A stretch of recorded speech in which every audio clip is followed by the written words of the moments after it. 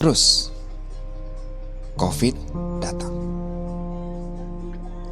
Kontrak hilang, kapal berhenti, banyak pegawai di layoff, termasuk gue. Dan itu pertama kalinya gue ngerasa takut. Juga takut sama pikiran gue sendiri, masih kosong.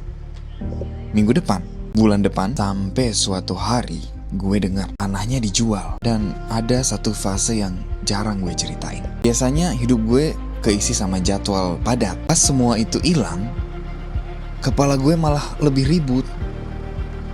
Gue nanya ke diri sendiri, kalau gue gak naik kapal, terus gue ini siapa? Gue masih berguna gak?